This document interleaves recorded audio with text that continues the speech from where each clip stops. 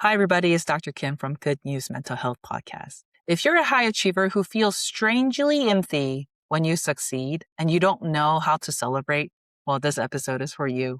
Because the work that you're most exhausted from is often the work that nobody else saw. But here's the thing about you is that you were the glue that held everything together. You were the one who went to mommy and daddy after they fought and made them feel better because they couldn't communicate and resolve fights on their own. Or maybe you were the person who made sure that everybody was okay. Maybe you were the one who was taking care of the siblings and making sure that they were comforted when they were crying, when you were only 6 or 7. Maybe you were the one who had to make sure that your younger siblings or cousins are fed because there's no food in the refrigerator. You prevented crisis, absorbed stress, and you stayed alert so everybody can rest. And most of the time, nobody noticed what you did.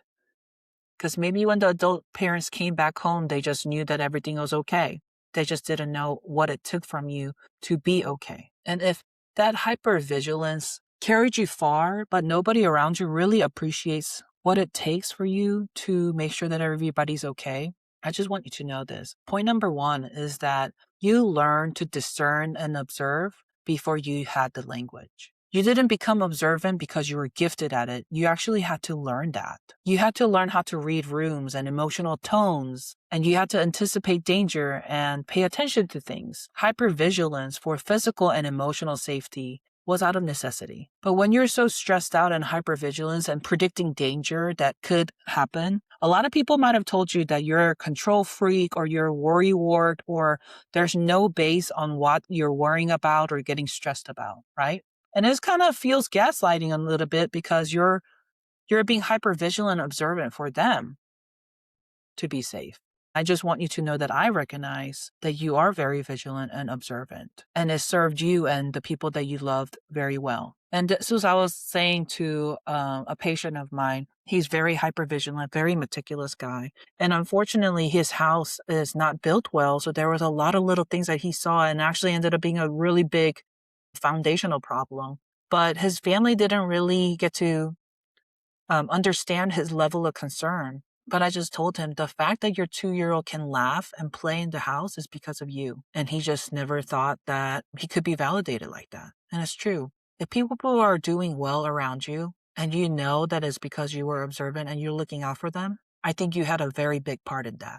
And point number 2, at a young age, you learn how to create a safe space for other people when nobody created for you. And while it is very, very unfair, I just know that it took a lot of strength for you to do that for people and out of good intention and good heart. So even if it doesn't seem that big to create safety for other people, I want you to know that that's huge. And this was kind of what I was saying to that client of mine, is that a lot of times as a high achiever and overcompensator, it feels like we're pouring concrete into a quicksand so that it won't be a quicksand putting everybody in danger. But it's a freaking hard work to put a concrete in the quicksand, and there's nothing above the sand line to show amazing house or anything like that. It's actually making a very chaotic situation safe enough to walk on. It's nothing small. It's huge. And I want you to know that even though you don't have this grandiose architecture above your property to show to everybody, the fact that they can walk safely on top of quicksand because you poured concrete to it and you worked hard at it is huge. But here's the breaking point. You are hypervigilant, observant, and you're doing all this work to make sure that other people around you is safe. But those people don't know how to keep you safe. So there's that tension of what happens now. And this is my invitation. And point number 3 is that you're allowed to let go and let down the role that you were playing as a child. Because the situation in adulthood doesn't require that impossible expectation that you had from other people when you were a child. When you were a child and you're 5, 6, 7, 8, and you don't know the world, but somehow you had to make everybody safe or fed or et cetera, you had to toughen up and you had to go above yourself to provide that safety. Maybe that expectation of yourself no longer seemed impossible because as a child, feeding your cousins because there's no food in the refrigerator seemed impossible, but you did it.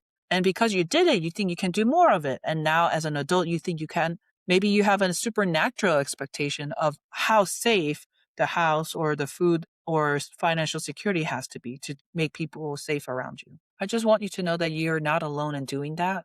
And maybe you don't have to be that excellent and that safe for people around you. And maybe the best thing for yourself and the loved ones around you is to take care of you so that you can really use your observant, responsible skill set as a gift and not lead to burnout and resentment and bitterness. Then you can finally rest without guilt. And this is exactly where most high achievers get stuck, is that they found sense of identity and worth by what they produce for the people that they loved. But what then? How can I sustain this rate of intensity and excellence and productivity if I feel unsafe and empty inside and not well? A lot of high achievers don't know how to stop. But the RPC method, the Reflect, Protect, and Connect method in my course, Be Still to Move Forward, teaches exactly that. How to stop and reparent and nurture and fill your cup before you start filling others again. And if you want a guided way to practice this, I'll let you try out my course for free, no payment needed. So if you're tired of making sure that everybody's safe and doing well around you, and you know that you cannot sustain this, I just want you to know that you don't need other people to understand that your childhood was hard. It was hard. The fact that you're exhausted, keeping up with it, already shows and proves that it was hard. And you don't need to stop taking care of people. You don't need to stop being capable, but you just need to know that you don't have to do this alone. You can be actually not obligated to do it and not burdened to do it. I just want you to be free to do it. So I hope that this video was helpful for you. I'll put that free access to my course in the description box. And if you like the content of this video, I just want you to comment below what is a take-home message that you want to cherish in your heart. So thank you so much for listening to this episode, and I'll see you in the next video.